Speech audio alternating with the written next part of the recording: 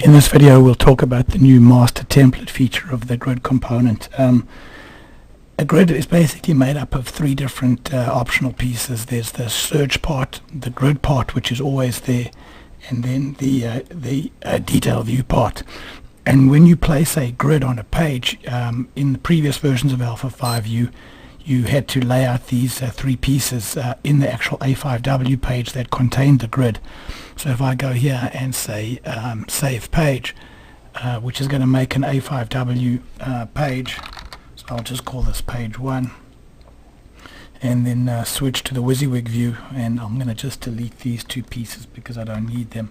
You can see here that the A5W page that contains the grid component has the three individual pieces, and you can lay out these pieces on the page any way you want. You could move, for example, the grid next to the search, or you could move the detail view above the grid, and you've got complete control over how it gets laid out. But the fact is that you had to lay out the different pieces in the A5W page.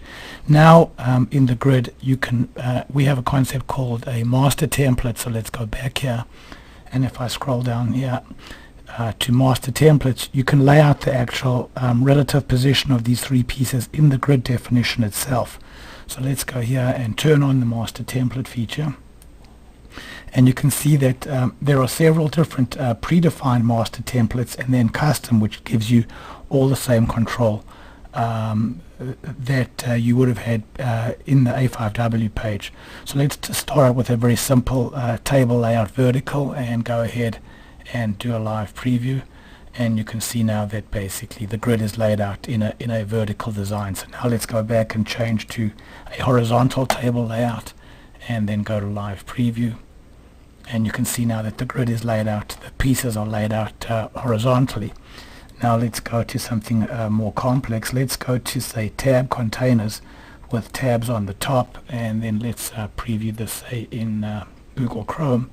So you can see now that the pieces are laid out in a tabbed container. So there's my search, there's my grid. I can click on, say, that particular record, and then there's the detail view for that record. So I can also go and put my tabs, for example, on the right. And let's go back to Chrome right now and take a look at how it looks. So you can see now my tabs are on the right, and then I can of course go over and let's choose an accordion container, and the accordion style basically can either let multiple panes be open at once, or only one tab pane at once. Let's choose say single, and then go over to Google, and you can see there's my search part, there's my grid part, and there's my detail view part. And because I chose only single pane, as soon as I open up the search part, the other pane that was open is closed. Now when I open up the grid, the search part is closed, and vice versa. And then if you want more control, you can switch over to let's switch over to a custom layout template. And you can see here we can customize. We can actually customize the template.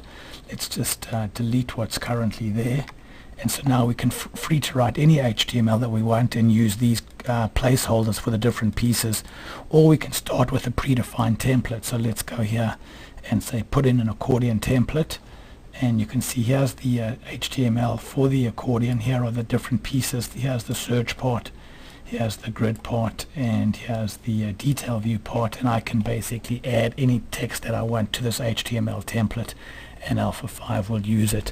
So master templates are a great way for really controlling the layout of the different pieces of your grid component in the actual grid definition itself, and not having to rely on the A5W page to place the relative positions of your grid component parts.